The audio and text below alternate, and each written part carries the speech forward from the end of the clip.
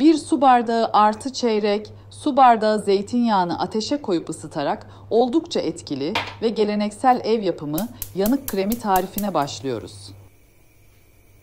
Zeytinyağı ateşte ısınınca içerisine 2 adet beyaz mumu ekliyoruz. Bu tarif için hemen hemen her yerde satılan ve evlerde bulunan bildiğimiz beyaz mumu kullanacağız.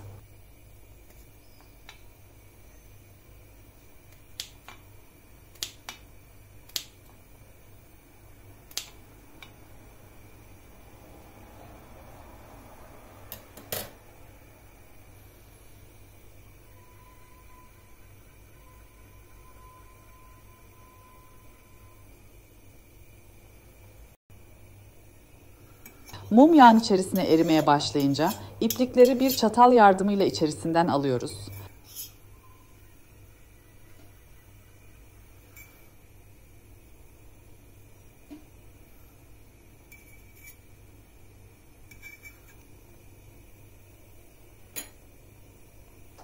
Mum, zeytinyağının içerisinde tamamen eriyince ocağın altını kapatın. Sıcak karışımın tamamını soğuk suyun içerisine dökün. Soğuk suya döküldüğü anda karışım soğuyacak ve krem kıvamı alacaktır.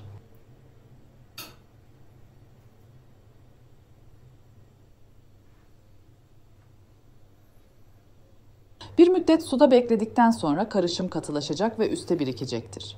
Üste biriken kremi elinizle alıp fazla suyunu sıkın ve bir kaba alın.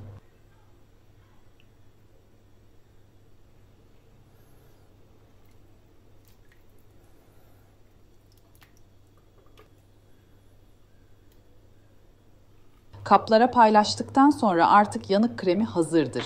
Yanık olan bölgeye sürerek kullanabilirsiniz.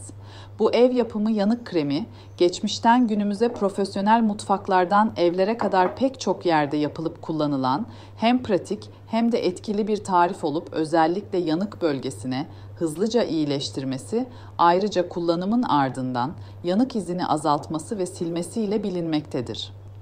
Tarifimizi beğendiyseniz benzer krem tarifleri ve doğal ürünlerin yapımı için kanalımızın diğer videolarını göz atabilir, yeni videolardan haberdar olmak için ve benzer videoların devamı için beğenmeyi, ayrıca abone olmayı unutmayın.